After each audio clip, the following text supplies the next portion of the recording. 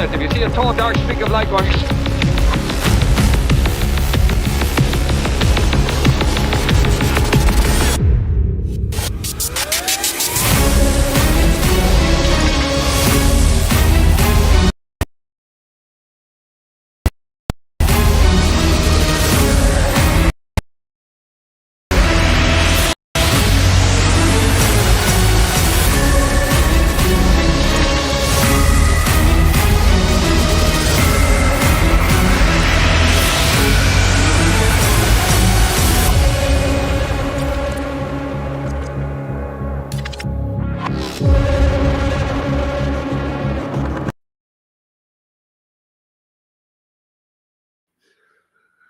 And greetings, one and all, and welcome back to Gen X Cinema. Hope y'all are having a wonderful Tuesday night. And obviously, we are live here. And tonight, we are returning to the 1980s and coming forward into the 2020s with a pair of films that we all know, we all love, and well, to quote one of those films, if it bleeds, we can kill it. And with me this evening, I've got two wonderful new friends here. Got Miss April Sci-Fi Mombi and Miss Connie Clearly joining me this evening for the festivities. Ladies, good to have you both back on Gen X Cinema. So, howdy. Good to see you all. I do want to apologize to everybody for the rescheduling from last week to this week, but well, Ambassador X is back ain't what it used to be. It sometimes feels like I've actually gone 10 rounds with a predator, with a Yautja. But we're here, you're here, so let's just get this show on the road. Predator and Prey. One was the start of this franchise, and one is obviously the latest entry. Well, okay, there has been actually a recent entry with Predator Badlands, but I will say, for me, these two films actually are really highlights of the Predator franchise. And over the next couple hours or so, we're going to discuss them, obviously. So, April, Connie, as we always do here, ladies first. So your thoughts on, we'll start with, of course, Predator. Go ahead, Miss Connie. I was going to let you go first. Oh, okay. Predator is like the movie that introduced me to Arnold Schwarzenegger. And you would think that being a Gen Xer, it would have been like Twins or Terminator, but no. When I first became aware of Arnold Schwarzenegger, it was Predator. And then, of course, we lost Carl Weathers recently. Oh, terrible. Yeah. But he was really great in the movie. The plot is just fantastic. Action Straightforward. Just Go ahead, great, April. Great stuff. Right. I remember when Schwarzenegger was Arnold Strong back in the day. And when he did that one movie, it was Hercules in that. I remember him from then and all the way to now. I like him. Well, my first introduction to Schwarzenegger was, of course, Terminator. But of course, I eventually got around to watching a lot of his other films. Loved him in. I did love him in Twins, as you mentioned, April. Him and Danny DeVito. What a great combo of actors and everything. One who is very much of the comedic mind. The other one, of course, is Schwarzenegger. And I will say the comedic films that he has done throughout his career, Twins, Kindergarten Cop, I will say, yes, it is a bit cringy, but not in the negative connotation, just cringy as in it's extremely cheesy and extremely campy. Jingle All the Way, being we are, of course, in the Christmas season. Jingle All the Way, oh my gosh. compare this to Predator, that is night and day as to Very much. how absolutely absurd that film is. But as for Predator, this was like my second or third film. Of course, with the Conan movies, I absolutely love him in the Conan movies. I know a lot of people say Conan the Destroyer was the weaker of the two films. Myself, I think they're both fantastic. But with Predator, you have a story here that seems straightforward at the jump, but then you add in this predator, this hunter from another world, and it comes to Central America to hunt the best of the best, to find its prey and to earn its stripes or anything on this particular hunt. And obviously, this sucker is played by the Predator was played by the late Kevin Peter Hall, who also appeared in the second Predator movie called Opposite, who was also in obviously Harry and the Hendersons and numerous other films where his massive stature was an asset. Now, a few little details about this I don't know if you ladies are aware of, or any of you that are watching or anything are aware of. The original design for the Predator was actually quite different from what we have got to what we saw in this film, because when they started filming, now the director for this film, one of the best action directors around, that of course being John McTiernan, and absolutely brilliant director for this movie. Couldn't have asked for a better one, because John McTiernan's wheelhouse is action films. But the initial design that I think it was the Stan Winston Studios had come up with, they took one look at it and they had this guy running around in a giant red foam rubber suit, and everybody's like, what the hell is this? Like, seriously, what the hell is this? This thing isn't intimidating. It looks like something out of a B movie from the 1950s. So Stan Winston's like, okay, hold my beer. We'll see if we can do better. And obviously, we got the very now iconic, you will one ugly motherfucker design that we saw. And of course, the Predator is like, what did you call me? Yeah, it's right. Whenever you put something like that in front of Stan Winston, all of these years, that man he could visualize it and bring it to life, and that's why he was one of the greatest. Totally. And it was a sad day when we lost him too, because he was on, I would say, and I think most everybody here would get the reference or the connection. He was right up there with Ray Harryhausen, because what Ray Harryhausen could do with stop motion animation, Stan Winston could do with creature design of other special effects, obviously, because those two guys were some of the best special effects, creature design, special makeup effects, all that stuff. They were the best of the best. You couldn't have asked for better.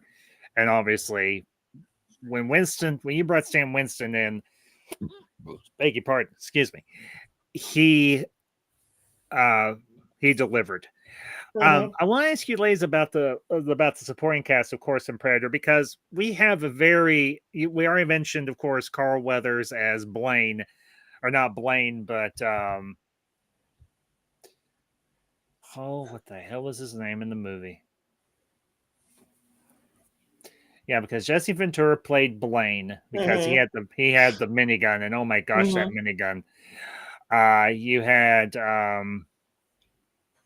Sonny Landon as Billy, the Native American of the team and everything. We'll get to we'll get to Prey in due course, but who were your highlights in terms of the supporting cast, the rest of the special forces team that Schwarzenegger, aka Dutch, was heading up? Bill Duke, Bill Duke was Mac. Mac. I always, I'm trying to remember what movie I remember him the most from, it's of course this one, but he was in some other roles that he always played that cool, typecasted, undercover agent type dude. He was actually, I think, in one of the Transformer movies, but the one that I remember that he played opposite of Schwarzenegger was, of course, Commando, Mm-hmm. where he played one of the mercenaries that was working with Bennett and everything to bring Schwarzenegger's character John Matrix back in to take out the president of Valverde. Mm-hmm. Mm-hmm.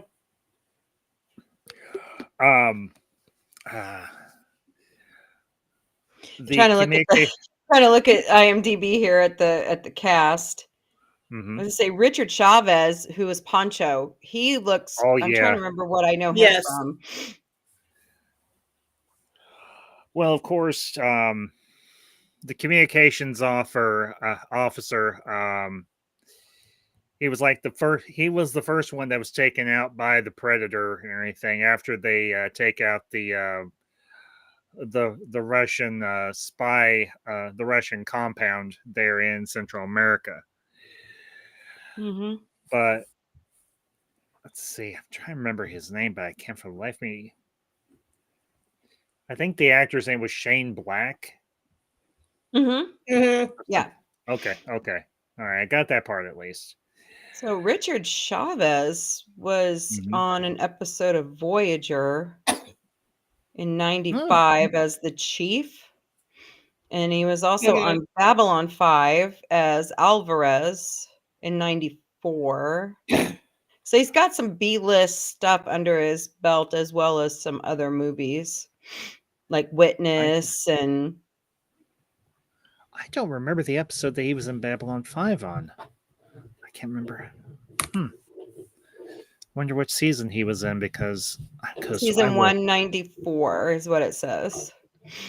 Okay, it's probably like season 1 and everything. He might have been a side character or something. Mm-hmm. I can't remember what episode it would have been. But then, of course, you've got the woman that they capture from the Russian compound, and they bring her along. And at first, you're like, okay, she's obviously gonna be trouble, but then eventually, she actually turns out to be somebody that they come to at least trust partially, because she helps them try and capture the Predator, and she also gives some background on the fact that stuff like this has happened before, when the years are really hot down there in Central America, and we can all imagine it gets super hot down there. Mm-hmm. The Predators, or as they've come to be known, the Yautja, they seem to prefer more hot, humid climates. Because let's see. The first one obviously was in a jungle in Central America. The second one was in the summer out in, I think it was Los Angeles, the one with Danny Glover. Mm-hmm. And then, of course, the one with Prey was, actually, it was in the plains, in this North American plains in the 1700s, if I remember correctly. So that one's a little different, relatively speaking, because it doesn't come off as particularly hot or humid or anything, but as with the Predators, they prefer the heat to anything else. So let me ask you, in terms of Kevin Peter Hall's portrayal of the Predator, I mean, obviously he's under a lot of prosthetics, but you obviously don't hear him speak, but maybe one or two lines of actual dialogue. But just his physicality with the role, what did y'all think of that? I enjoyed it. Just when he's under the circumstances, with all that prosthetics and everything else, I think he did a great job. Especially how hot it was where it was at and everything else. And I thought they just said for like Predator Badlands, the Predator finally spoke. That's why I heard too. because I didn't hear him speak in Prey, and I mean I heard him howl when he got his arm cut off, but in Predator 2, but I don't remember, Well, one of the Predators did speak, but it was one of the ones that came along with him in Predator 2 when it tosses the musket, the flintlock pistol to Danny Glover's character, and they say, "Take it," but it isn't actually them speaking. It's through I think their translator or whatever. Because if you remember, with their technology, they can actually mimic particular sounds or even voices, but it's not a perfect mimicry, but it's close. Kind of like what we. Because if you remember, the Predator uses that to take out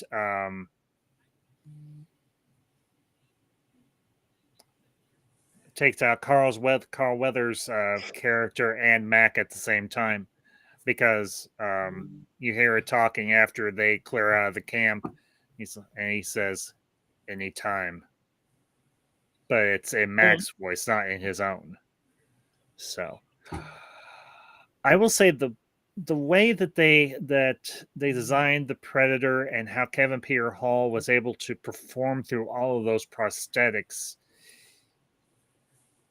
you get a real physicality for just because, let's be honest here, Kevin Peter Hall was like, Schwarzenegger is by no means a short guy, but compared to Kevin Peter Hall, or there's a picture of him with Wiltshire Chamberlain from Conan the Destroyer, and I think there's a picture of the two of them, but also Andre the Giant, but he was in his costume from Princess Bride, and you realize, dang Schwartzy, you're kind of short, compared to these other guys. Yeah, he's like a midget. Yeah, in a lot of ways, he's kind of a short fella. But what I appreciated about the Predator and what Kevin Peter Hall was able to bring to it, this was a creature that had earned its place within their society and had earned the rank of a well-respected hunter. He was by no means a slouch. He had taken on he had gone on several hunts that was very successful. And I think one of the things that was really cool was after he had a kill, you would see him preserving the skulls or so on. Or there was one scene that's particularly brutal where you actually see him rip out the spinal column and the skull of one of the special force troopers. I can't remember which one it was offhand, but you're like, jeez, this thing's not messing around. It wants its trophies. So, now let me ask you, in terms of the violence and the gore level of this, did it ever bother either one of you, or was it something that never. I grew up on horror films, so it's like, this is nothing to me. Even with the slashers, it's nothing to me. I'm used to it. I mean, I don't like that level of violence, but it's sci-fi, and sci-fi is not always going to be Star Trek-esque. It's going to be, there are bloody battles out there. Yeah, I could be eating dinner and it still wouldn't fade me. Keep in mind, my dad was a meat cutter by trade, so I'm kind of like used to with seeing the blood and everything else, and dad cutting out. Gotcha. So well, being a Gen Xer myself, I mean, I grew up on the slasher films. I grew up on the horror films from before my time, and contemporary with me growing up.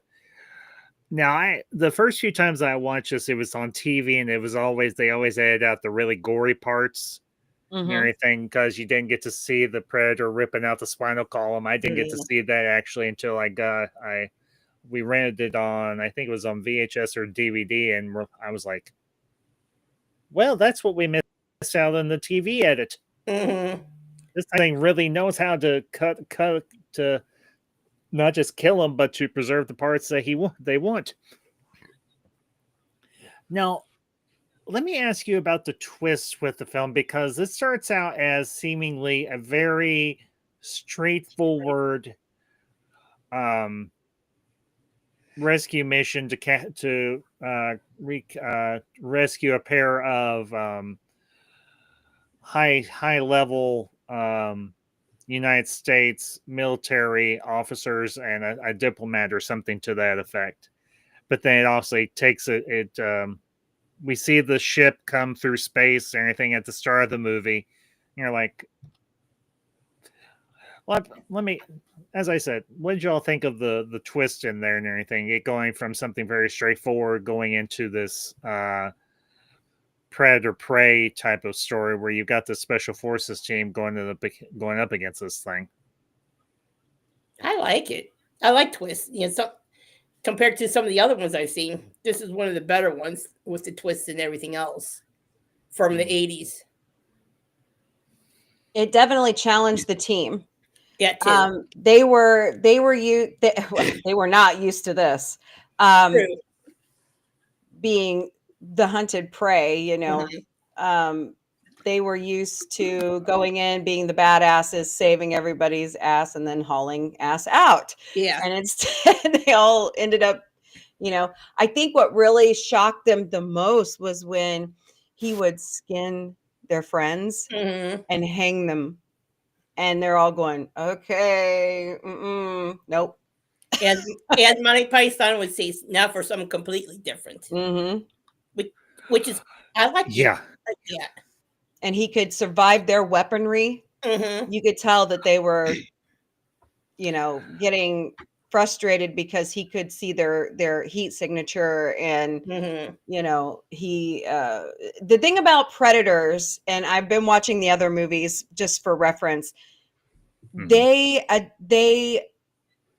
hunt like this to learn the new skills from who they're tracking and preying on.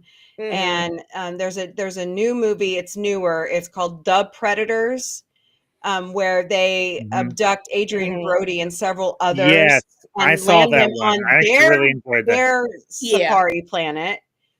And Machete's in that one too. Yeah. Yeah, Lawrence Fishburne's in that one too, because he actually he actually survived for like 10 years. Hunt. Yeah, he was there on planet for 10 some odd years, and then of course he finally got taken out. But he actually learned how to survive on that planet, and he was able to learn to use some of the Predator's technology, which I also thought was really cool. And a little segue, because Predators, the one with Adrian Brody, as you mentioned, you've got him, you've got a Yakuza boss, I think it is, or something along those lines. There is either Yakuza or Triad, one of the two. And you've got all these different, and I think, if I remember correctly, correct me if I'm wrong, wasn't Tobey Maguire in that as well? I don't remember Tobey Maguire. Yeah. Okay, maybe not Tobey Maguire. No, you're thinking of Topher Grace. Yeah, That's it. He was the Grace, doctor. Topher Grace. Yeah, Topher Grace. That was it. Topher Grace. Yeah. He was a piece of work. Oh, yeah, he is. He was a piece of definitely shit. a piece of work. He was a jerk. Not just putting it mildly. Yeah. And I thought it was interesting that they brought in a doctor who didn't seem like he had any training. Then you've got Machete, and you've got a Chinese triad gang leader, and you've got an African gang leader, and you're going, holy crap, these guys aren't fooling around. They really want to learn the skills of these different, human beings and adapt. And that's what they did.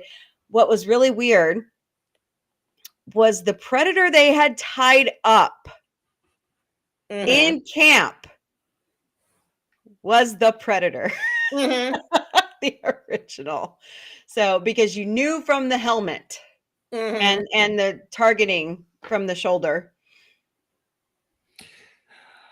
And here's the thing about the Predators: as they've done more films and everything, as the films have gotten better, some have been not so great, others have been really good. Um, that's why I wanted to discuss Prey, because it went in a much different direction from what we're Mhm. accustomed to, Mhm. because it takes place at a time period that hasn't really been explored that much, but also it deals with a Native American tribe and everything. If I remember correctly, it's Comanche. Mhm. Mhm. Yep, Yeah. the Comanche. But what I found interesting and what we discover about the predators, or the Yautja, which is actually the species name, they operate by a very distinct code of conduct on a hunt and just Mhm. in general. Mhm. And we The code discover of part of honor. the, yeah, a warrior's code in a manner of Mhm. speaking, because they realize in the film towards the and everything, when Dutch gives that line, "Get to the chopper," um, he realizes, leave your weapons behind because it doesn't attack you because you're not armed. No sport in it and everything. And obviously, it never attacked the woman either because she was not armed. And we see the same thing in Predator 2 when the Predator goes after Bill Paxton and the other woman that's part of Danny Glover's unit and everything. The Predator can see that she's actually pregnant, Mhm. and it doesn't harm her, but she does have complications. But we can infer that she does in fact survive, and so does the child. Mhm. And that's one of the things, because this thing, yes, it's very brutal in its how it kills and how it hunts, and it's very brutal in how it collects its trophies.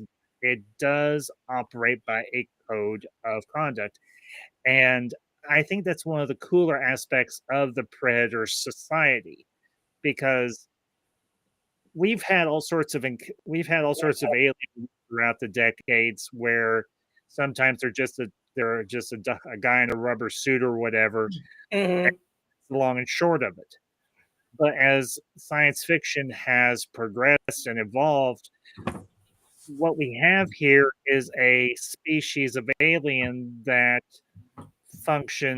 their society functions in a particular way so that it is actually honorable in what they do. Yes, they hunt, Mhm. and we could say that they hunt inferior species because, well, of their technology, Mhm. but they still operate on a level of respect for their prey that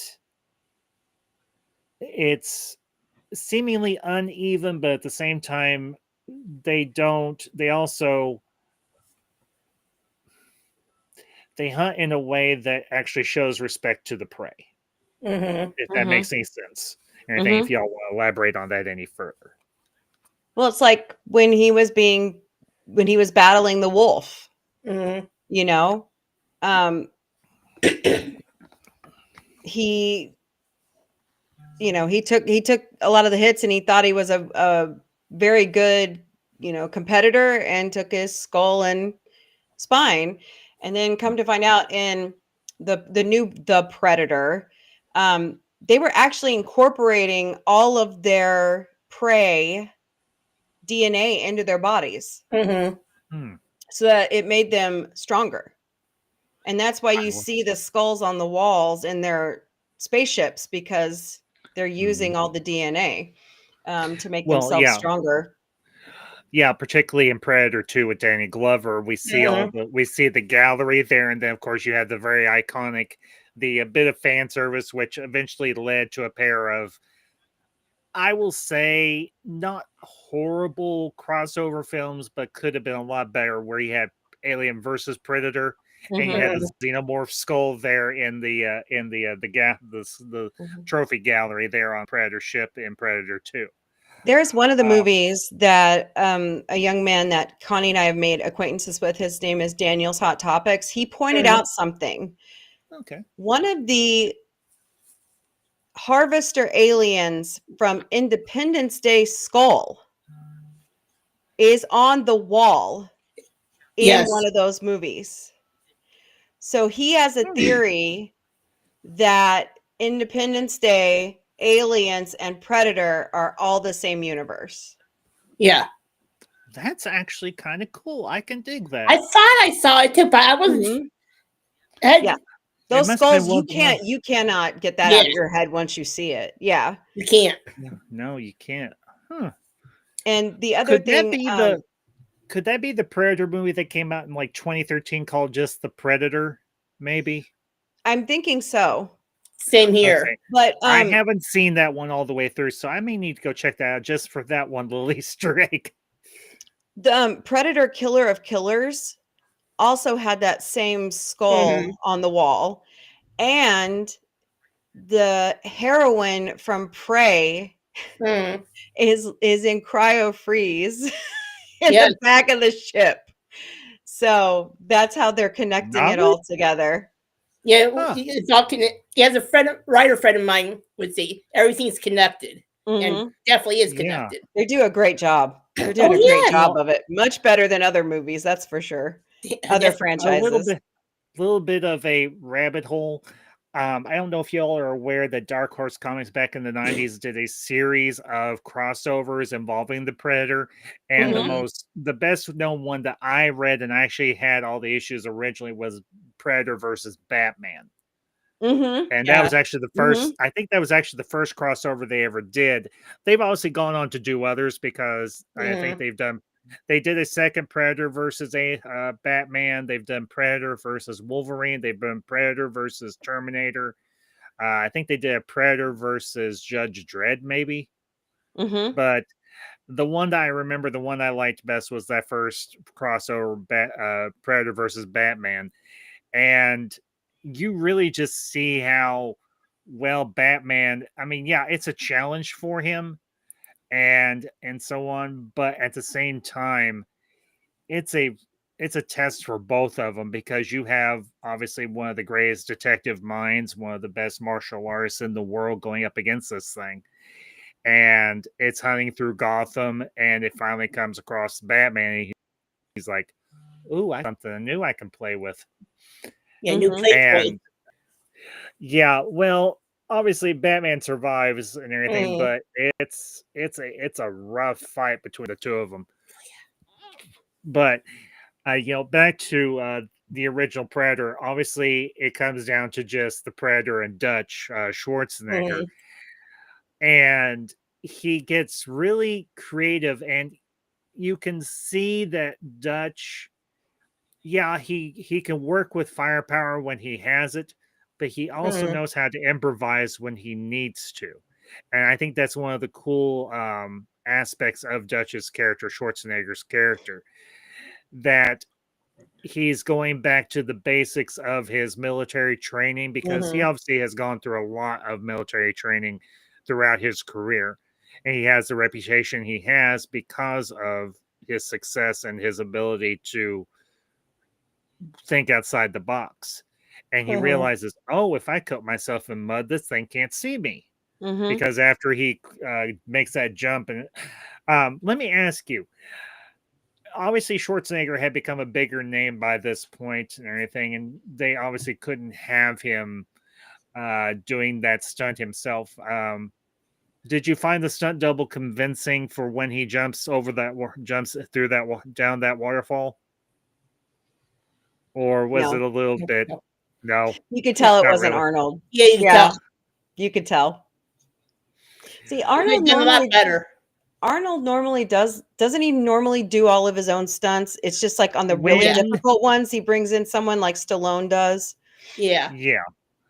Well, if you remember, I think we talked about it a little bit, and when we talked about True Lies a few weeks back. He did most of his stunts in that. He obviously flew the Harrier jet himself because he learned how, if I remember correctly. But when I think there was one stunt was there any stunt in True Lies that he didn't do himself? Because he did the horse riding himself, and obviously they learned. I think they just had extra safety precautions or whatever. They used special film technique or whatever when he's riding the horse and they're on top of the roof. And it may have been some sort of forced perspective, or it was just an enclosed set that appeared to be where he was hanging off the edge. He's like, nice horsey, back up, and he brings it back up off the edge. He's like, I think it was some Yeah. kind of the green room that they use for special Green effects screen. like that. Yeah. That might have been the case.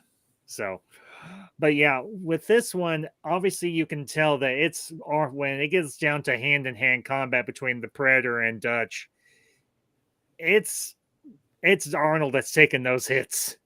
And Kevin Peter Hall, I imagine Kevin Peter Hall probably held back some, but at the same time, Schwarzenegger being the type of guy he was, he's like, don't hold back. I mean, okay, hold back, but make it believable. Make it look like Right. you are stronger than me. You're an alien race that's bigger and stronger than me. So let's make it look good, but obviously don't beat me up too badly. Yeah, don't want to get his ass kicked too much. Yeah. And okay, let me ask you, when the Predator sets his self-destruct device and he lets out that really maniacal laugh, I know it was supposed to sound like Billy when he made his laugh when Shane Black's character, the communications officer, makes that really dirty joke about his girlfriend's well, I'll just say his girlfriend's pussy, and Billy lets out this really boisterous laugh. Did that laugh wasn't that laugh just a little bit reminiscent of a laugh that Vincent Price would have given, or was it just me? No. No, you're right. You are Because spot on that.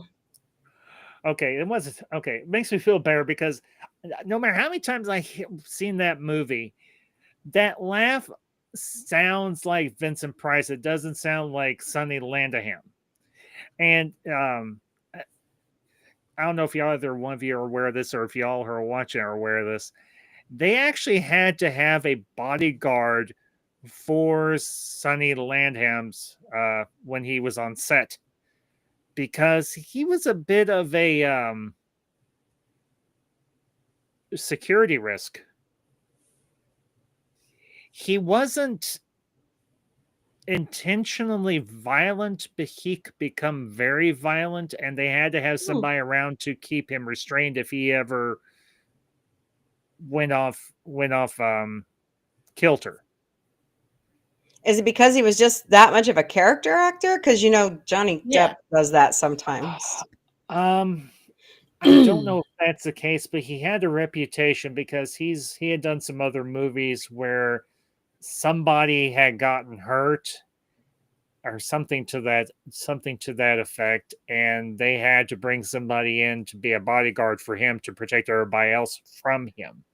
Gosh, wow. I'm wondering if maybe he was in the military and he had some form of PTSD, but they just didn't want to mention that, which I can understand them not doing that.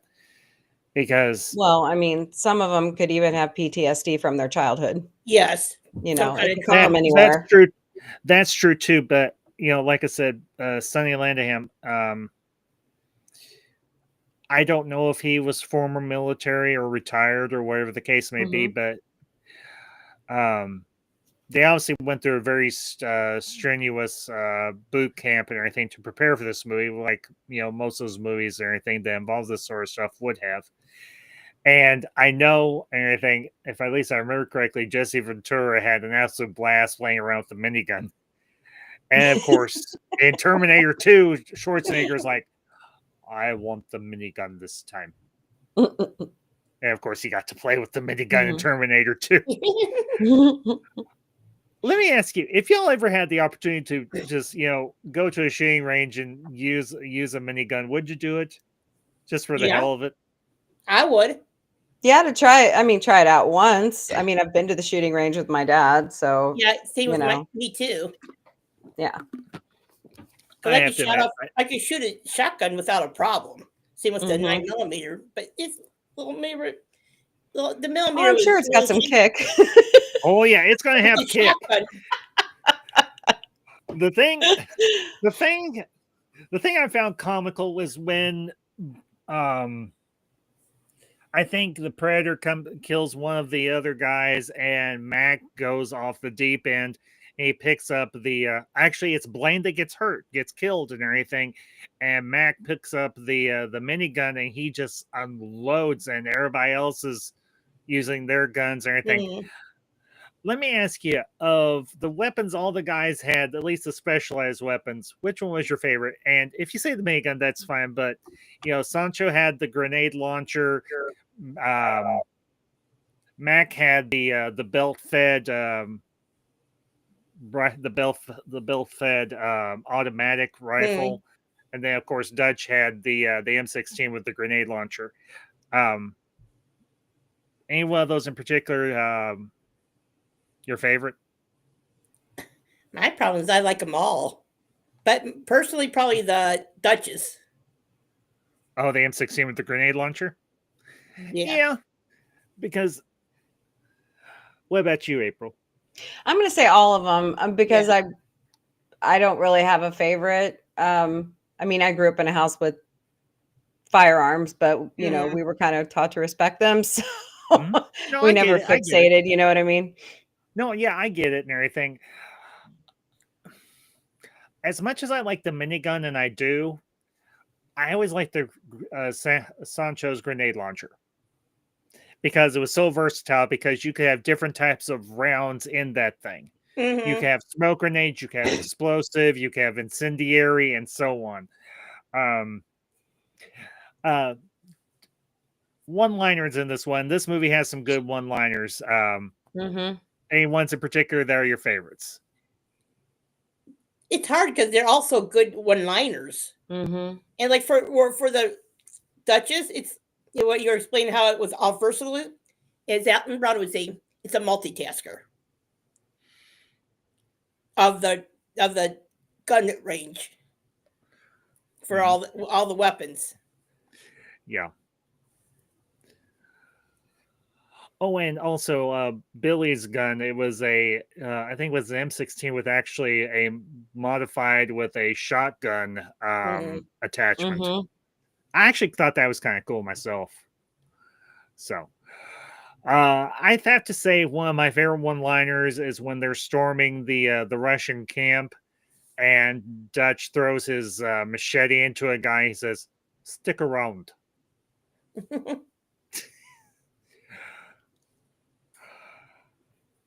And here's the other thing. Obviously, we've all watched this movie on regular TV and everything. The thing I found funny was the fact that Shane Black's character, he rarely ever spoke, and now we realize we've seen it on DVD or VHS or Blu-ray or whatever. We actually have the movie in 4K. I got it a number of years ago at Walmart. I come to realize the reason he didn't speak that much on TV was because two of his major lines of dialogue were dirty jokes. Exactly. I think the line that I remember, I had to look it up because I wanted to make sure I said it correctly. Dutch says, "If it bleeds, we can kill it." That's the one I always remember besides "get to the chopper." Yeah. So that one's more comical, unintentionally comical, because the way he says chopper. Yeah. Get to the chopper. And the thing about Arnold is he's reused it. Yes. In other movies. It's kind of followed him besides I'll Be Back, Well, that's the one he's really known for, but yeah. Yes. Especially with where he's from, he still has that thick Austrian accent. Yes. That's what makes that line so hysterical, and certain other phrases too. He doesn't mean to be funny, but it's just how he exactly. It's just how he sounds. I think one of my favorite lines, it's actually an exchange between Mac and Carl Weathers' character. And he's like, "You," and I'll quote him and everything, and that's the only reason I swear here. "You ghosting us, motherfucker. Give away our position one more time. I'll bleed you real quiet. Leave you here. You got that?" And Carl Weathers' character goes to, kind of buck back at him, and Mac just walks away. I will say, in terms of with the other special forces team that gets taken out by the Predator that we find out later, I think the lead officer's name was Hopper. That was the last name, at least. What they did with those skinned corpses looked so damn real. Mm-hmm. Mm-hmm. So damn real. You're like, no man would do this. And let me ask you, Billy obviously being of Native American descent and everything, not so much I don't know if the actor Sonny Landham it was, but Billy's character, he gives off that very, strong Native American vibe.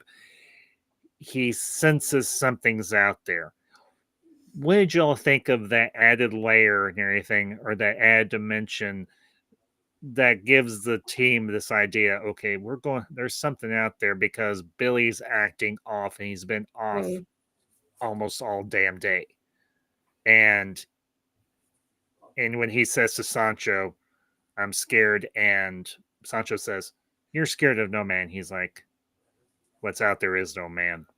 Mm-hmm. That's a great line. Yeah. It is. It kind of reminds me of when people would go on expeditions and stuff, and they would bring along an indigenous person for the tracking and like the wind talkers from World War II. I love that movie. It gives you that vibe. Yeah. Because he's got that level of cunningness that the team really needed.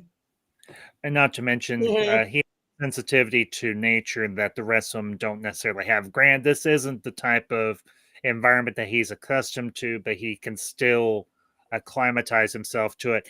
One of the things that I think it's towards when they get dropped into the jungle and everything, he cuts a vine and he's drinking the water out of it, and it's almost like he's trying to take into himself some of the environment so that he can attune himself to it. And I love that, one of the cool things about this movie is it doesn't show you the monster right away. And we don't actually see the Predator in full until it goes up against Dutch. And I'm not talking about when it finally takes its helmet off or anything, but when we finally see it fully decloaked. And I think what McTiernan did with that particular aspect of the movie, it built the tension.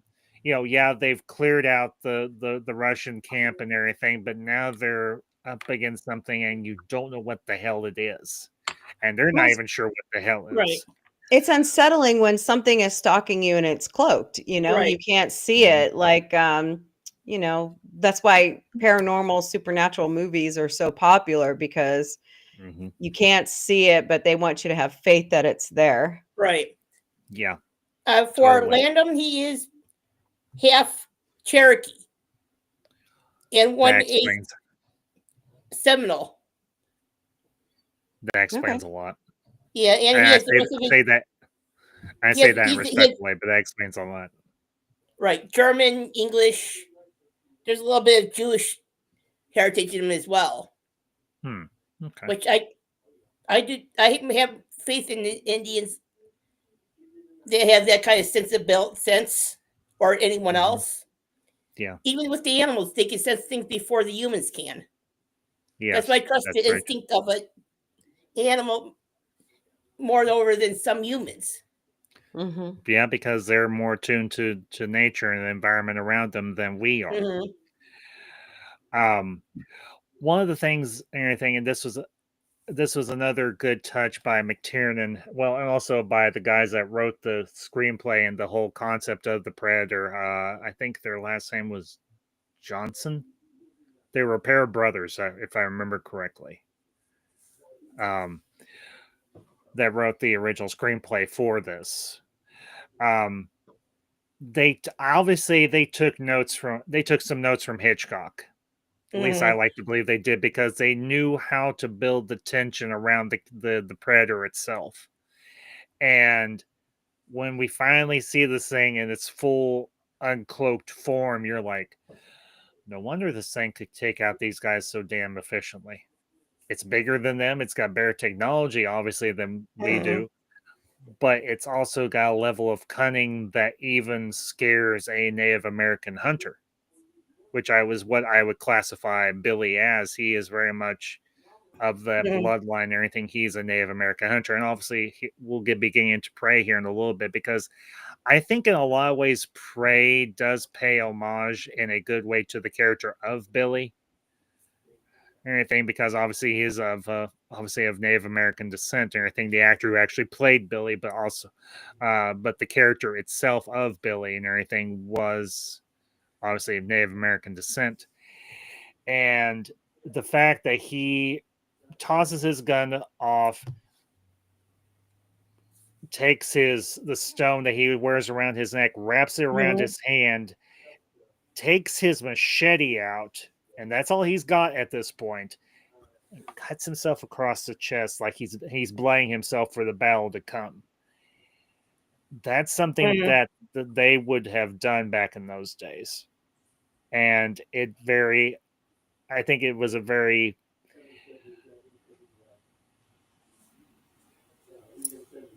purposeful way to show the nobility of the character, but also show that he understood that, yeah, this is going to be his last stand, but he was going to fight as one of his people would have fought this thing. So, yeah, he got killed, obviously, but he went down honorably. Right. And he did buy time for the rest of them to get away. So, in terms of the final battle between Dutch and the Predator, what did y'all think of it? Everything, the build up to it, and then ultimately, the payoff for it.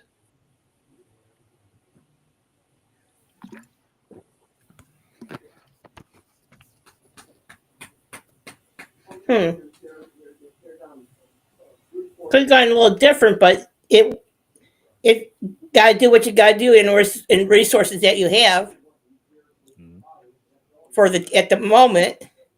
Like Dutch, he thought thought outside the box from his earlier days of training in the military. Do what you got to do to survive.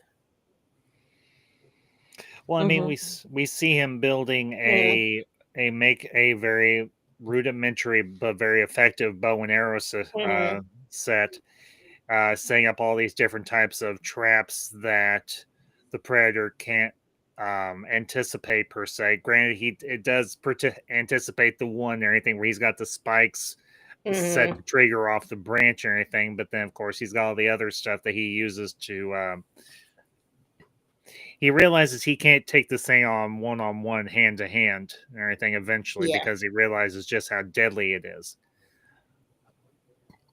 Let me ask you, when the Predator finally, he gets rid of his plasma caster, the shoulder cannon and everything, but it's known as a plasma caster because they've given names to all the different types of weaponry and so on, and just going hand-to-hand with his wrist blades, and that's pretty much it. What did y'all think of that moment? I was thinking it's about time that he maybe came down to Dutch's level. It wasn't really a fair fight until he got rid of all that stuff. You have an even playing field, basically. And you would think, with as much as they were around Earth, they would have known that at this point in our history, we didn't have that kind of stuff. Or if we did, it was under lock and key by the military. Right. I mean, these guys are military, but they're not a part of that unique group. You know what I'm saying? The clearance for using all that stuff. Yeah, I know, because with Earth, there's different levels of equipment that people could use between the everyday people, the military, government, special ops, where some of the black ops could have access to anything in the arsenal of the government. Yeah. Well, here's the thing too, because we learned in Predator 2 that they obviously debriefed Dutch and Anna Maria, the woman that survived along with Dutch and everything after the battle, and they bring in Gary Busey and his team and everything to capture and detain the Predator, obviously, because they realize just how deadly and how lethal the weaponry is. But of course, ultimately, they don't succeed. Everybody on that team gets taken out and everything, and then it's just down to Danny Glover. And then we don't really get any more government or corporate intervention again in any of these movies until Alien versus Predator Requiem and everything, where I think there's like a post-credit scene or something where somebody presents I think it's one of the energy cannons, the shoulder-mounted energy cannons, to one of the CEOs of Weyland-Yutani, and that kind of links obviously Alien and Predator, because that was their design at the time and everything, to kind of build up more of the connection between the Alien and Predator franchises. But then they kind of abandoned that because, well, unfortunately, the two movies underperformed. Because now I will say it, the first movie, just Alien versus Predator, I very much enjoyed. Do I think they should have gone a little more hard with the gruesome aspects of it? Sure, and given it an R rating, because that's what this franchise is known for. It's known for these creative kills by the Predators. It's known for just how deadly and lethal the xenomorphs are as well. And we kind of got a watered down version of it, in a manner of speaking, except for maybe the final battle between the Queen and the one Predator that was still alive, which they gave the name of Scar because he had the scar and everything from his first kill on his forehead. But the Predator franchise has had its ups and downs, but obviously it started out strong and it's had some good entries. And obviously, we're going to be, if y'all are ready to, we can go ahead and move on to Predator, unless you have any final thoughts on, or we can move on to Prey, unless y'all have any more thoughts on Predator. Okay. All right. Well, then we will go ahead and jump into Prey. Now, just a little quick thing on my end. I did not see this movie when it originally came out in theaters, just like with Predator. Obviously, I was too young at the time to see Predator when it came out in theaters. I was in elementary school when the original Predator came out, so I was definitely not old enough, and Mother Ambassador was not going to let me go see this whatsoever. But the same thing with Prey. I heard a lot of good things about Prey by word of mouth from friends and family members and everything. And the fact of the different take that they did with Prey, saying it in pre-colonial times in North America, and obviously having it focus on the Comanche tribe. Everything that being the center focus of this, obviously, and it was obviously one of the first expeditions by the Predators or the Yautja to Earth, actually. So Prey was not originally released in theaters. It was a Hulu only release. Right. It was a Hulu release, but didn't it get a theatrical release, or am I incorrect there? Let me see. Hold on. I might be incorrect. I know they eventually released it on DVD and Blu-ray, or at least on Blu-ray, because that's how. So it's according to who is this releasing that? Hold on. You're fine, April. Reactor Mag. When Badlands came out in November, it was supposed to be a double feature on the back of that one. Okay. But yeah, originally it was just a Hulu release, and it got so much attention. Everybody was really enjoying it. So and that's why they eventually did home video release as well. DVD, Blu-ray, Ultra Blu-ray, HD, and all that stuff.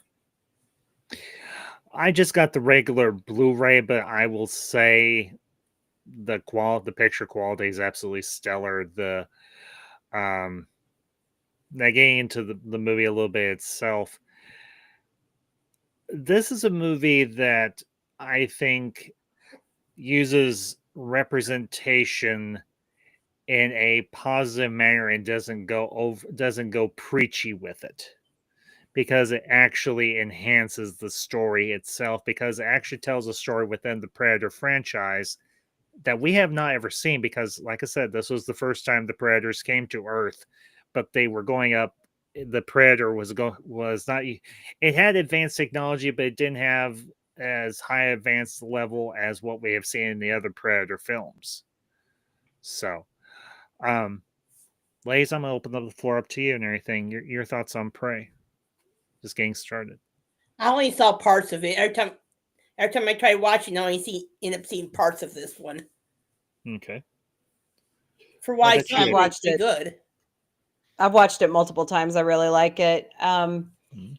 I think the thing that makes it different than Predator in the past is that it's a female heroine, Mm-hmm. Yes. not female hero, not the typical muscle-bound man that we see, or Mhm. like in The Predator, I believe that's 2018. He's like one of those tough army rangers, but you know, she is just short statured. She's Mhm. trying to act like a man in the tribe, and they kind of just let her get away with everything, where you don't see her like participating with the women stuff, and Mhm. because normally women in those societies, they clean the clothes, skin the food, cook the food, all that kind of stuff, but she was hunting. Well, and she also, they also, and we see this in the film as well. They also are the medicine women Mm-hmm. and everything. They are the healers, to put it that Mm-hmm. way. And the mother of Naru's mother is obviously a healer herself, because she's helping to heal the chief of the tribe. And the brother, obviously, her older, I believe, Naru's brother is older than her and everything. He's already Mm-hmm. been on he goes out for his trial hunt and everything, his rite of initiation. That would be the actual term for it. And it's actually supposed to be hers, but it ends up being his, because he gets his place within the tribe and she gets slighted by her own brother. But kind of pulling back from that for just the time being, there's only been one other Predator movie where we had a female heroine, and that was, of course, with Alien versus Predator, but that added in the xenomorphs. This was just solely a Comanche female going up against a Predator. And what they do with this, they set up the society and they portray it, at least as far as I would understand it, accurately. So, Mhm. Because all the actors who played the Comanche parts were actually either Comanche or of another Native American tribe and everything, as I understand it. And the thing that I found interesting is I have family and everything, primarily on my mother's side and everything. That they do have some Native American blood. Now, obviously, it's very diluted down and everything.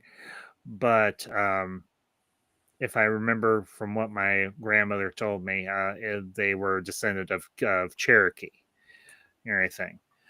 And no one of particular note or anything, but there was.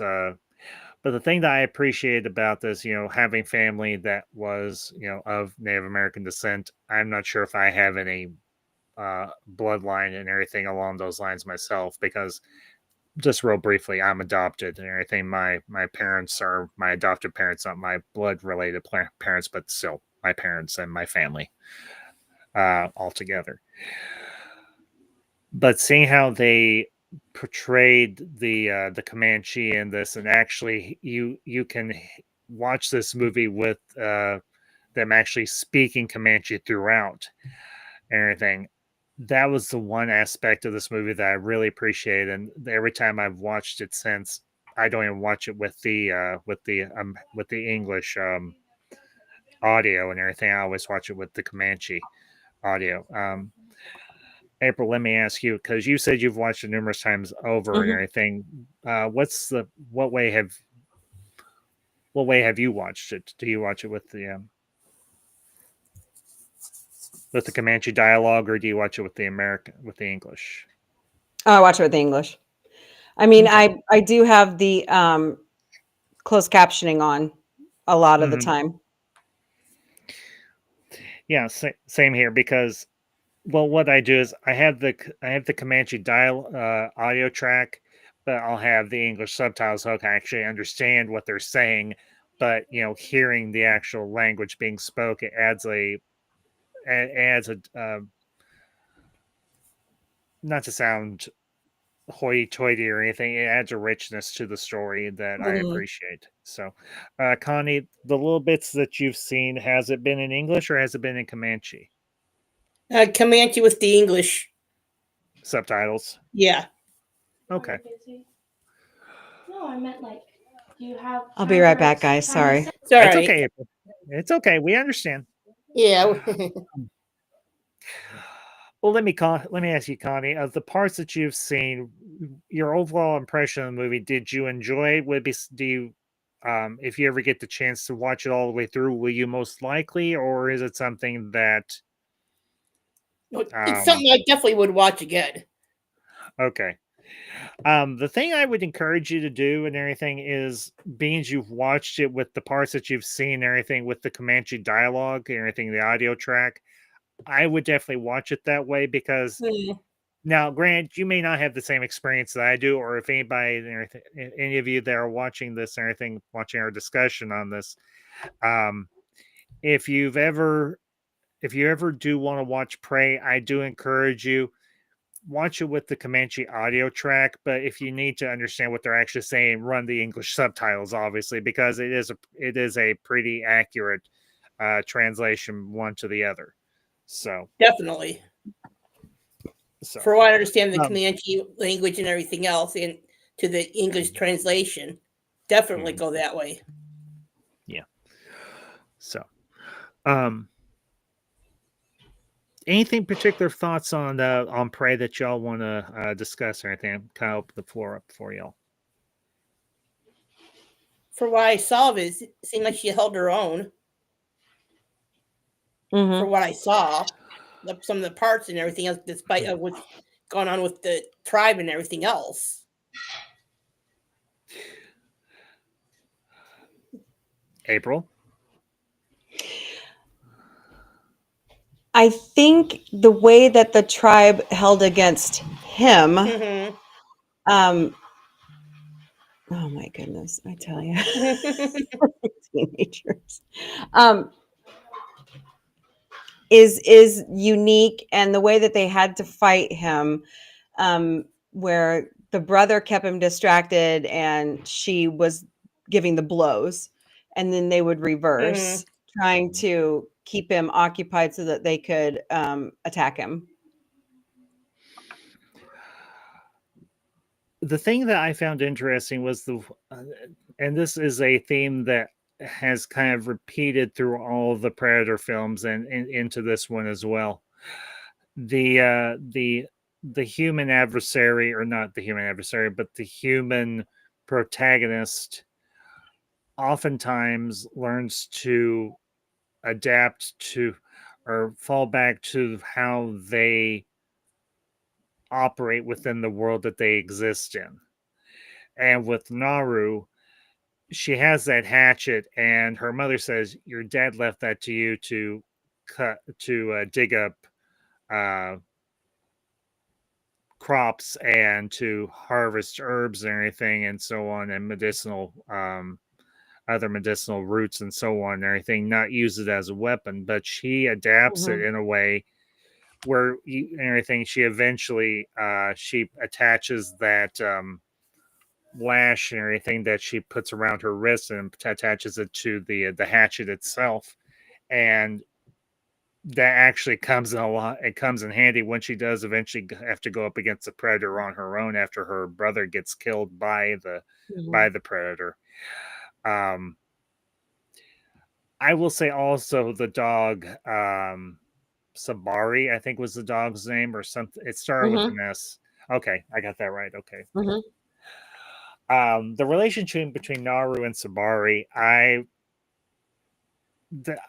not sure what breed of dog it was per se, but I think they found a breed that looked somewhat appropriate to the time period, because it wasn't a pure breed dog of any particular kind, but obviously they had domesticated dogs within the tribe itself. And if I remember correctly, the Comanche and several other Native American tribes did also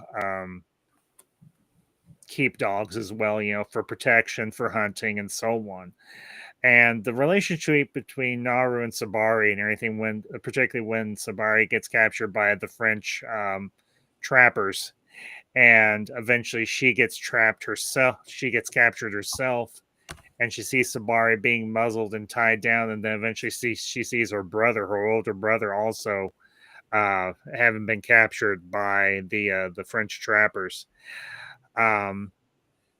This isn't just a pet for her or a companion that helps her hunt or survive. This is actually I said it right and everything in the first place. This is a pet. This is something that she doesn't rely on for survival. This is something that she cares for. And he was very overprotective of her, though. Yeah, Sabari was as well. Yeah, and so was her brother, obviously. And the fact that towards the end, before he dies or something, somewhere along the way, he admits, you had the strategy right to take out the mountain lion. You actually got the kill. I didn't. And I think that was a nice moment between Naru and her brother. I can't remember the brother's name, and I feel awful for it. And everything. Well, Mara speaking. Let me ask you, April, because, and Akani, I'm not trying to ignore you and everything. I know. So let me ask you, April, the relationship between Naru and her brother and also her mother, what are your thoughts on it? It seemed like the typical, well, at least the Hollywood typical way that these tribes are portrayed. I don't know how much they went to, get any input, but anybody that they get input now, they don't live like that anymore unless they're like really off the grid indigenous persons. So, I mean, they're just going off of what they've heard and what they've seen and all that stuff. And written text too as well, for what I've heard. Tabe is her brother's name. Tabe, okay, thank you. And according to Hulu, this is not the first time that any of the Predator had been on Earth. Because this is the 1700s. Yeah. So they'd been on Earth before then. Yeah, that's right. With AVP, yeah, they were back. They were there with the Aztecs and the Maya. I forgot about that. Yeah, my bad. Sorry about that. No worries. Yeah, no worries. So while I'm reading, the dog is a Carolina dog, or known as the American dingo. Okay. It's been around for a long time. That actually explains his appearance, because I kept looking at it and I was like, that almost looks like something from Australia. It almost looked like the dog from Mad Max.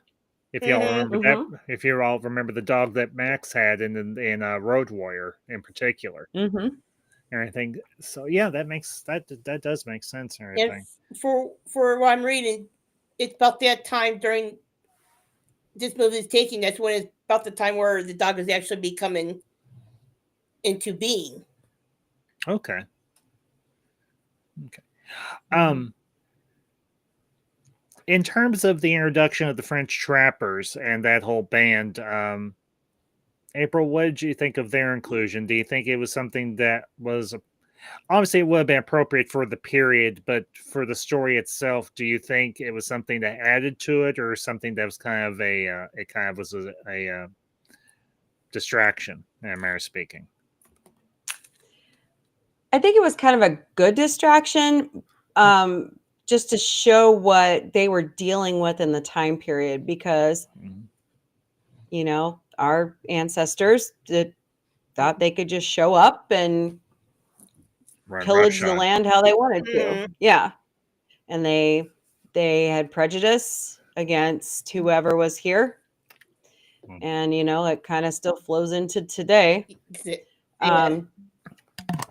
But no, I think I think what the predator did to all of them was justice Oh Mhm. yeah, for the tribe. that I absolutely agree with. Yeah, I mean it wasn't intentional. It wasn't part of the Predator's plan per se, but Mm-mm. being it up by the code that the Predators operate by, he definitely saw that what the trappers were doing was like, you are a bunch of dishonorable scum, and I think I'm gonna rip all your skins off, or Mhm. just remove a lot of limbs at least, and that's what he ended up Mhm. doing. Um, the one French trapper, the one that actually spoke Comanche, I did have a little bit of pity for, because she actually did show him a little bit of sympathy as well. Naru did, and because she gave him the orange flower that actually she realizes, oh, this drops my body temperature. This thing can't see me now. Kind of it's a way she's evolving, how she's going to track this thing and how she's going to escape from it as well. Beg your pardon, excuse me. I think that was a nice moment, but ultimately the translator does get taken out by the Predator, if I recall correctly. Mhm. And now Yeah, I believe they all died, didn't they? yeah, they all did. They were all unalived. Yeah. Yeah, they all get taken out by the Predator.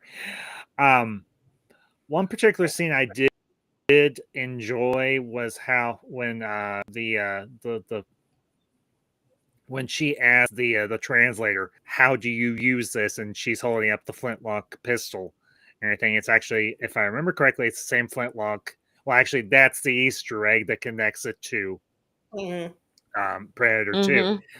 Mhm. She's like, "How do I use this?" And he has to explain to her, you put in this much powder, you put in the wadding, you put in the ball, and then you light the fire and everything and hope that it works. And it actually turns out she tries it and it doesn't work, and she just ends up flinging the thing at the Predator, if I remember correctly. And I think the Predator actually ends up keeping it, but when the rest of the Predators come back to collect his body, that's where it gets added into one of the collections, and ultimately it gets passed back on to Danny Glover's character Mhm. in Predator 2. Um, in terms of the Predator's technology, granted, this is several hundred years and everything before, or well, about 200 years before its first introduction, obviously in the original Predator. What did you all think of the how they retroactively uh,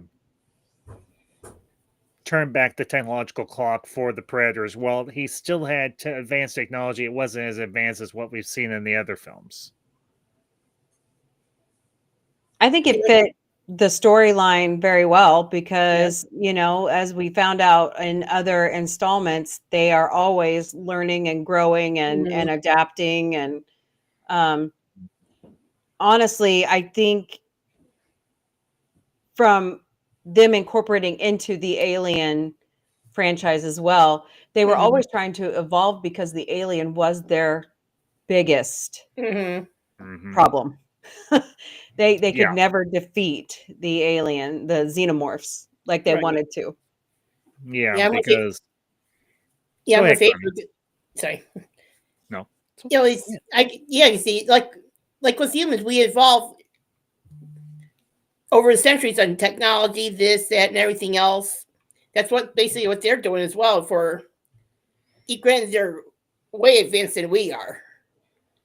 They just evolve a little bit faster than we do. That too. And the technology, they what you could go boom, boom, boom, boom, boom.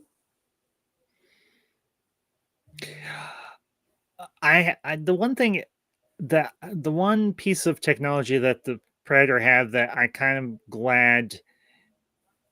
kind of sad did evolve was the spear that actually split apart into the spear part, but also had the club attachment at the end, and he could use them in tandem and everything to either club or smash his quarry, or impale with the spear part. But then you can actually reattach it and everything and use it as the long spear like they traditionally had. There's one aspect of this film I wanted to talk with you all about and everything. We see throughout the course of the film, this Predator is hunting different forms of prey, but we also see in actually, Earth on Earth and everything, the different types of animal species that exist on the North America. You've got the rattlesnake, you've got the bear, you've got the wolf, you've got the coyote. I think there is everything, but we see a progression here. The rattlesnake goes after the rabbit. And then, of course, you got the coyote, and then the wolf, and then I'm not sure if it's a grizzly bear or just a brown bear, but you see the Predator pitting itself against these other, predators and everything of here on Earth. That particular aspect of the film, what did you all think of that?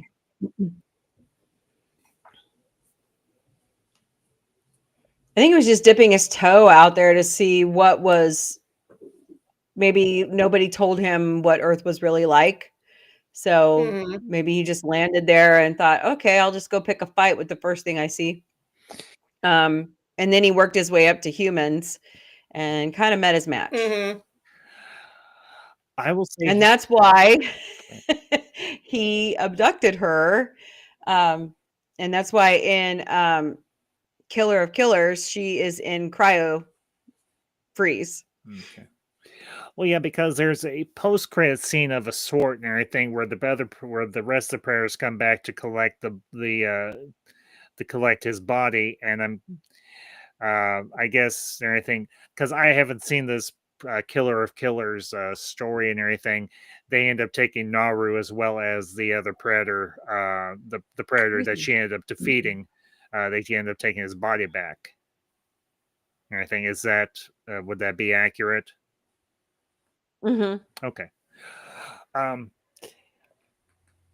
I think the interesting thing is you see the progression of him, observing how the predatory animals of Earth, how they track their prey, how they ultimately kill their prey. And he starts off with a rattlesnake, and like I said, he works himself up to a brown bear, and the bear actually gives him a fair shake and everything, or gives him a pretty decent fight, but ultimately he bests the bear. But then Naru's watching all of this and everything, but she's hidden and everything away in the beaver den or wherever it's at. And she sees this thing just covered in the bear's blood. And I have to admit, that was a really cool image. I mean, yeah, it's kind of gory, but at the same time, this isn't something we've seen the Predators go up against in the past, obviously. And I just, I was like, man, this thing just ripped this. I don't want to say poor brown bear to pieces, but it got its licks in too. Mm-hmm. So, let me ask you, April, and I'll ask you as well, Connie. Of all the Predator movies, how do you think Prey stacks up against the others? Do you think it's as good as some of the others? Do you think it's better? I think it's just slightly above Predator, the original. Okay. They thought out how to put in the Easter eggs and how to really lay out the storyline.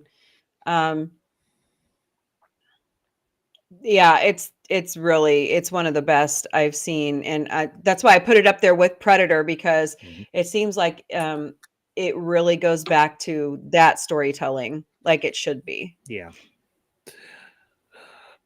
Connie, what about you? I mean, granted, you haven't seen the movie all the way through, but of what you've seen, do you have a similar thought on that, or do you have a?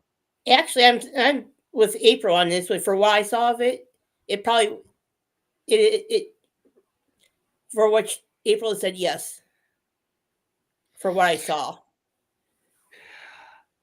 for me, in terms of the hierarchy of the Predator franchise, the ones I've seen, because I haven't seen Badlands, and I didn't see I think it was like 2013 or 2018 the Predator film. Seeing the original, obviously. So there's Badlands, there's Wastelands, there's the Predator, the Predators, and then Killer of Killers. So, and then of course the crossovers with Alien. And then of course Predator, and then Predator 2, obviously. I would have to say, the fact that what we have here with Prey is it does return to the original framework of storytelling, but it adds in different elements, particularly the Comanche tribe and the Comanche culture, and we see how it functions. And for us of a contemporary time, it's a lifestyle that does have certain levels of appeal, but granted, it does have its disadvantages too as well. I'm not going to sit here and sugarcoat it, because obviously it wouldn't be fair. But seeing how their culture operated, at least from this perspective, from a film perspective, it's obviously not 100% authentic. But seeing how they functioned back then, and seeing how this Predator, I would imagine this is a Predator on its initial hunt. It hasn't been on that many hunts as of yet. This might be its second or third hunt, and its first time coming to Earth or anything. This Predator in particular.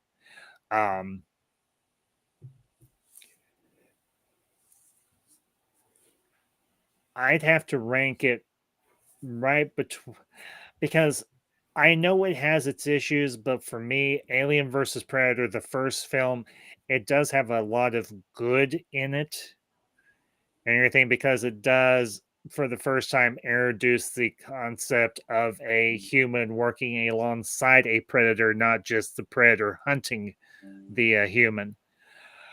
And obviously, they're working together for mutual benefit, mutual survival.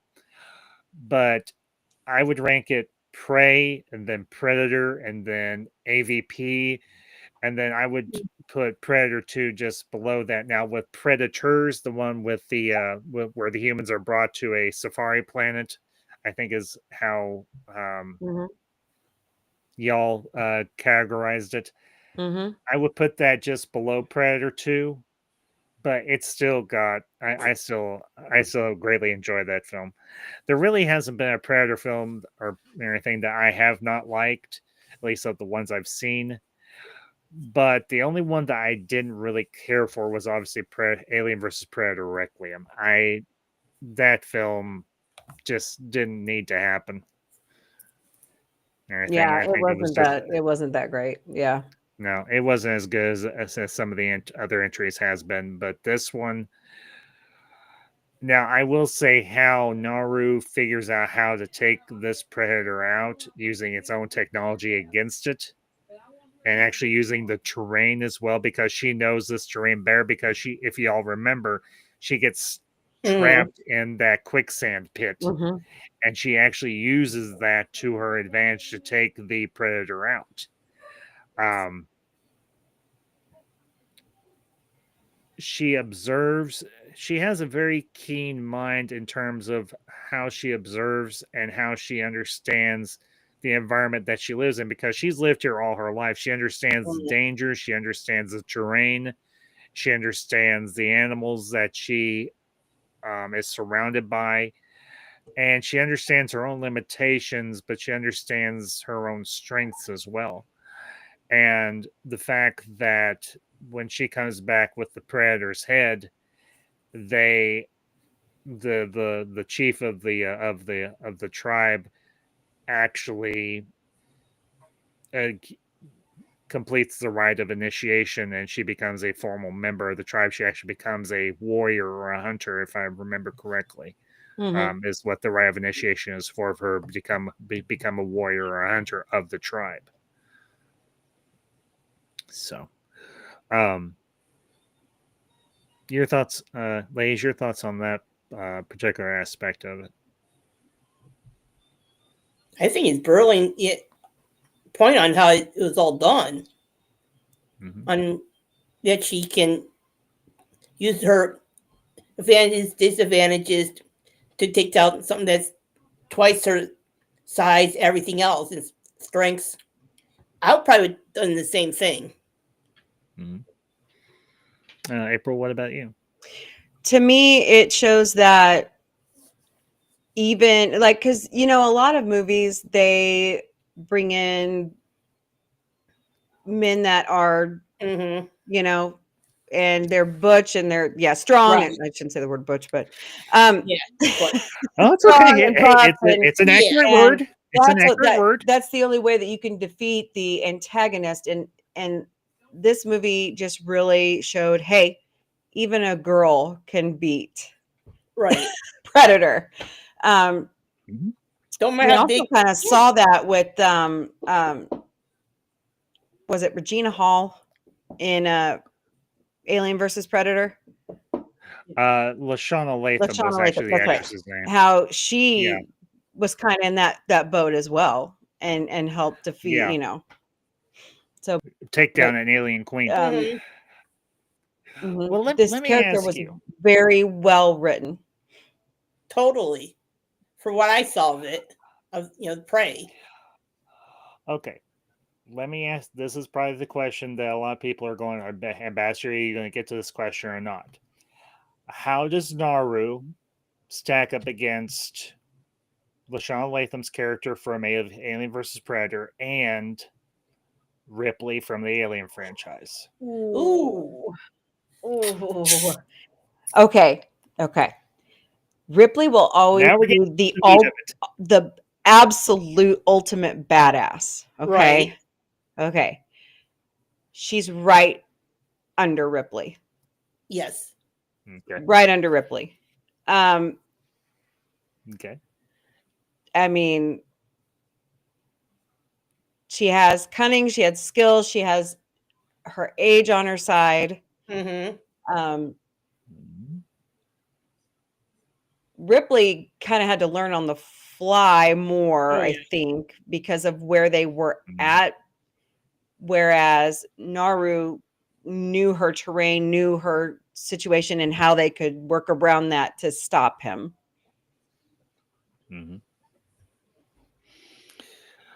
Despite all the technology differences. for what I saw, with her. Mm-hmm. Okay, let's, for me,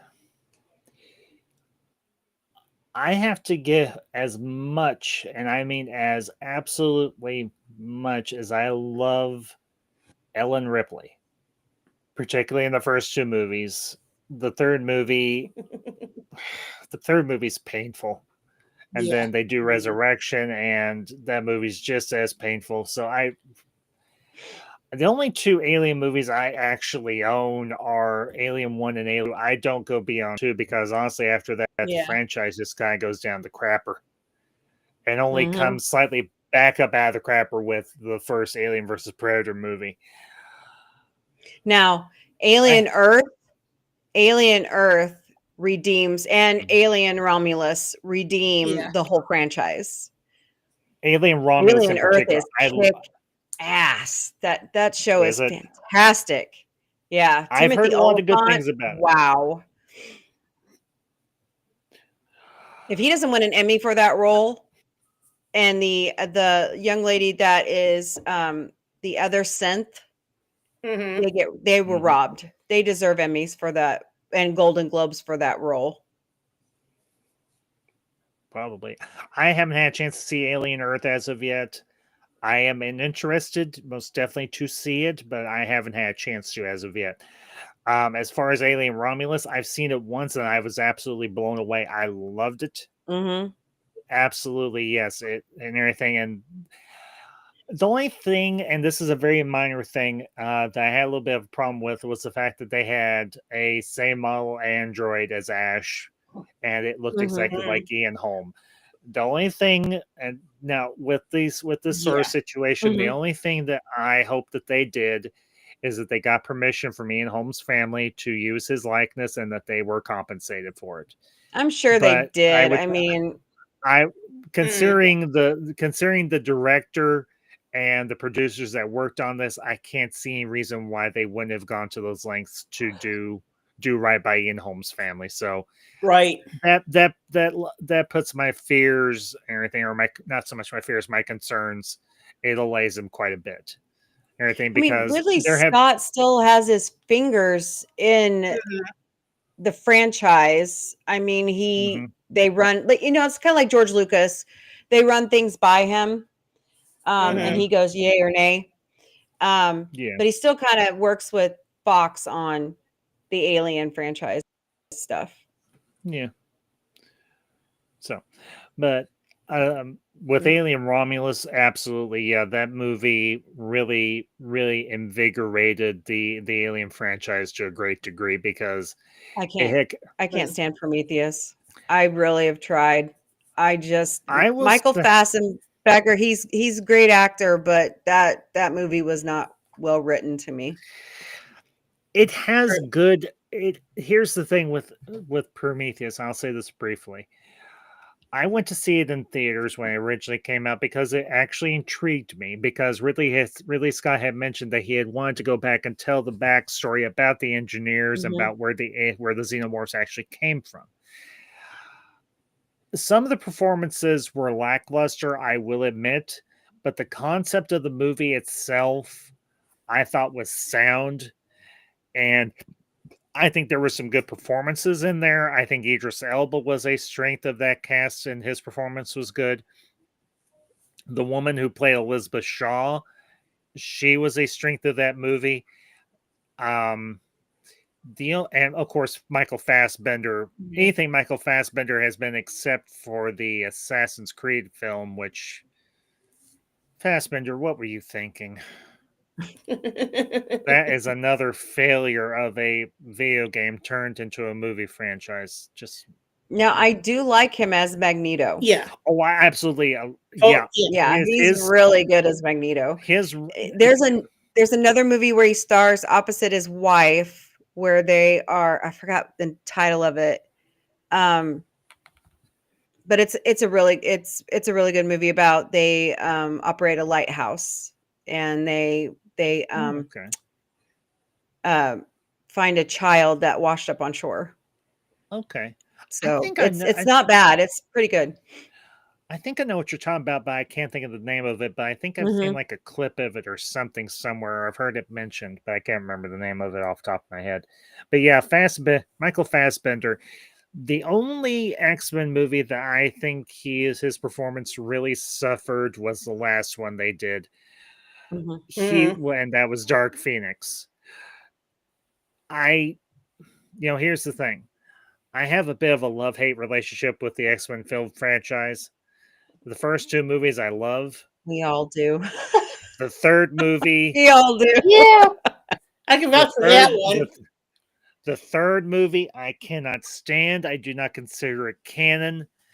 Now with First Class, I love First Class. I love Days of Future Past. I was absolutely chomping at the bit when they announced that they were going to do that movie and they were bringing Bryan Singer back. Now, yes, I know there are some issues with Bryan Singer, but as we all are able to do, I separate the art from the artist in terms of his ability to direct and to craft a strong narrative. He's fantastic.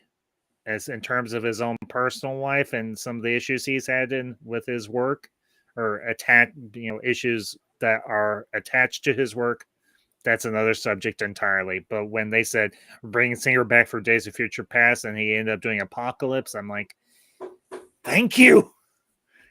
Yeah, Apocalypse was okay. It could be better. Yeah. Here's the thing.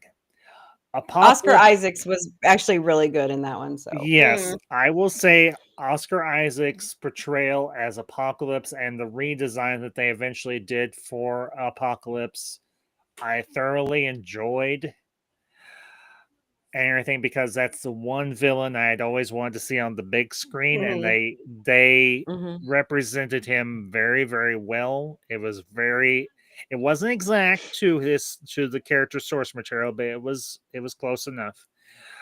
The only performance that I didn't care for was, and yes, I know that her costume was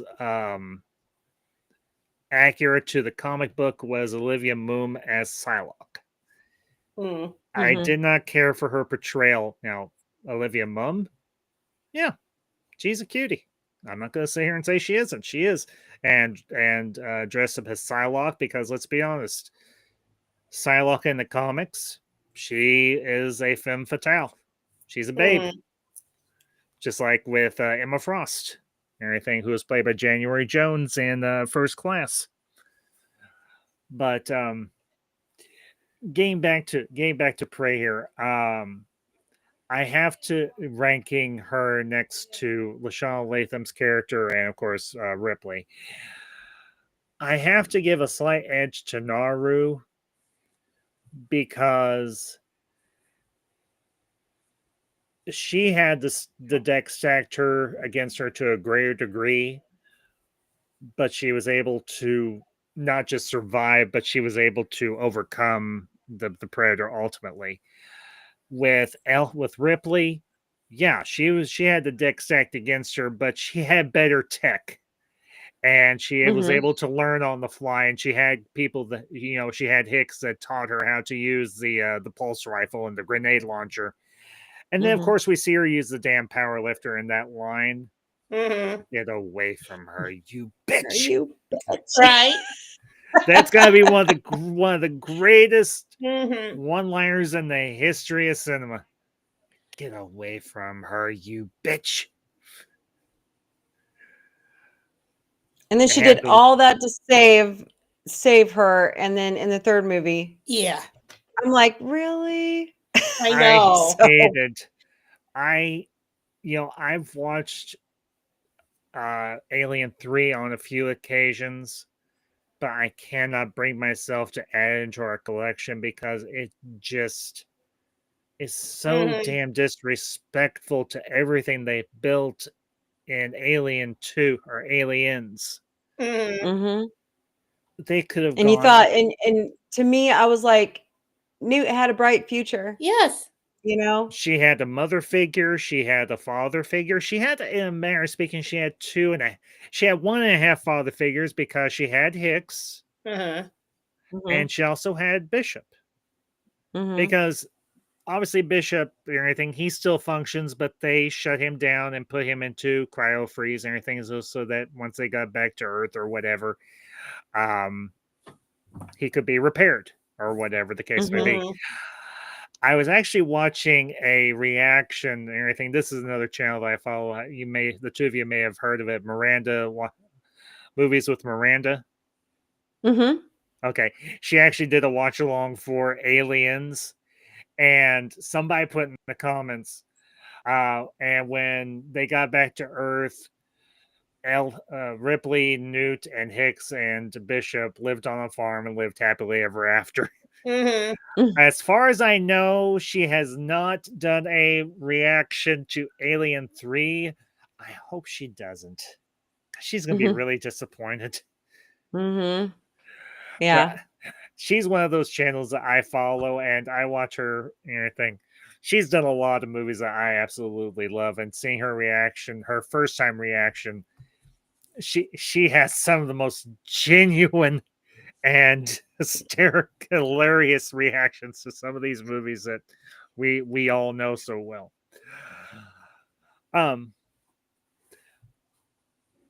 Okay, well, we've talked. Okay, rating Predator and Prey 1 out of 10. What's your rank, ladies? Separately, obviously. Mhm. Well, I don't give anything a 10 out of 10 anymore Same here. because That's fair. I think some things always can have improvements, Mhm. not a reboot. Damn right. Fair. I agree. Very fair. No reboots, continuations, please. Of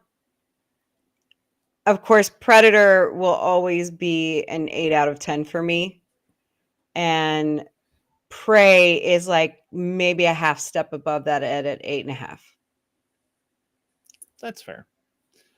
Connie, what about you? I mean, granted, you haven't seen Prey all the way Mhm. through, but Predator at least. What's your rank on it, or what's your score on it? 8.5 on that.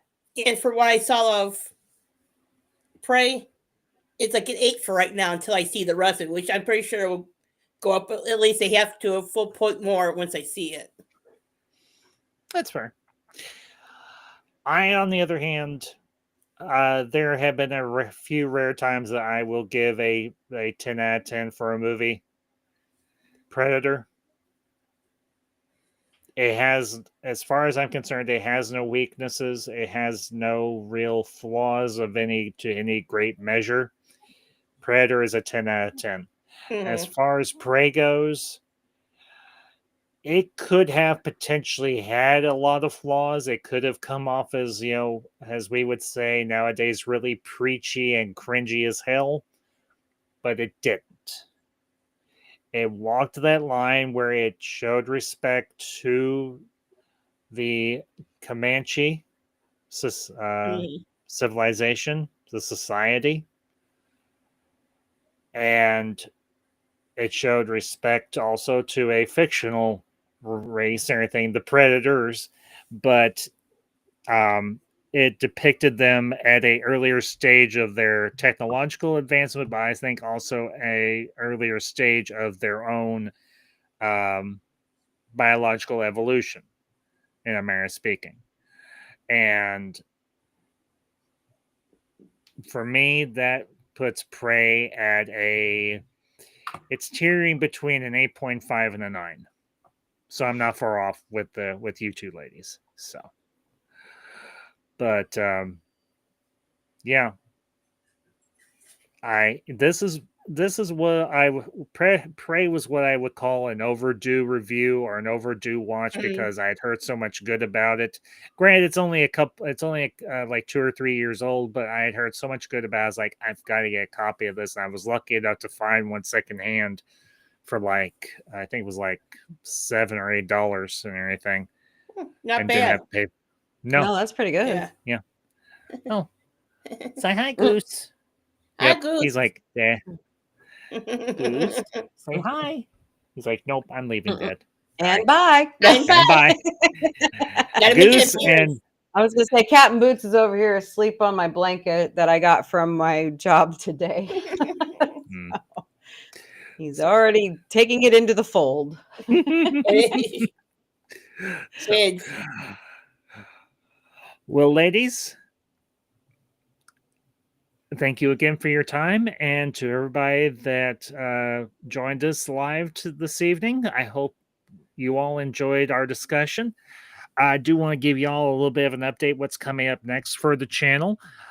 We will be, for this month, we will be doing a review of Alita Battle Angel, a very much overdue review for myself, and a film that I have developed a very strong fondness for, because this is another one where we have a female lead that breaks the mold, but also falls into the mold of the great lays of action from the 1980s and the 90s.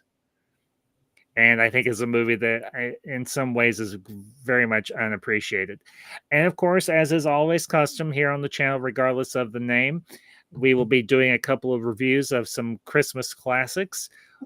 Two of which, the two that we'll be doing this year, is of course Santa Claus, the movie from 1985, and something a little more recent, A Nightmare Before Christmas.